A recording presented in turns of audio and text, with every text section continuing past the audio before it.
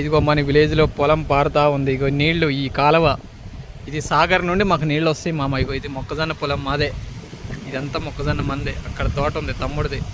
ఇగో ఇది నాన్న వచ్చేసేమో వరి పొలం వేసిండు అనమాట. చాలా బాగుంది మామ, మస్తు ఉన్నది అనమాట వరి పొలం కూడా. ఇవన్నీ పొలాలే, మొత్తం మొక్కజొన్న పొలాలు.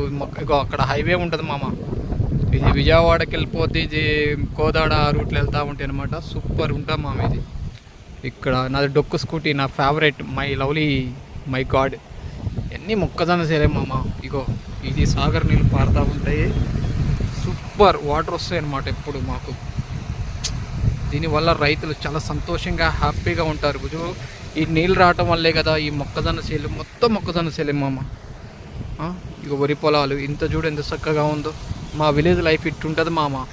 సిటీలో ఏముంది మామ లైఫ్, సిటీలో ఏముంది, పైసా ఉంటేనే పరమాత్మ అక్కడ. అదే విలేజ్లో ఉంటే డబ్బులు లేకపోయినా కానీ ఎవరైనా ఒక మొక్కజొన్న కంకి కాసుకొని తినొచ్చు ఆకలి అయితే, అవసరమైతే ఎవరు ఏమనరు.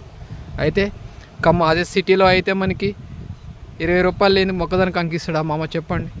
ఈ village life is best life మామ.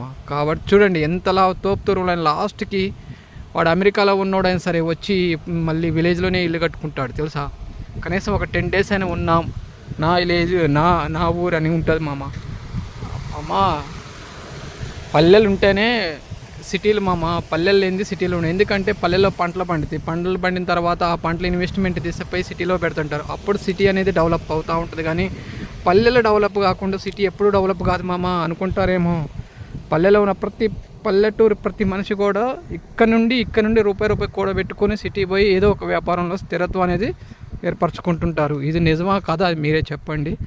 నాకు తెలిసైతే పల్లెటూరు is the very best life. చూడండి మామ, కళ్ళు తాగొచ్చు, మంచిగా చికెన్ తినొచ్చు, పొలాల్లో పని. మావాడు వస్తాడు చూడండి, వాడు గుండు కొట్టుకొని ఇస్తాడు మంచిగా. నేను దేవుడి కాడికి వెళ్ళిన మావాడు చూడండి మామ. ఆకలి అయితే నేను మొక్కజొన్న కంక కాల్చుకోవచ్చు, ఇక్కడ ఈత కొట్టుకోవచ్చు, ఇంకేం కావాలి. సూపర్.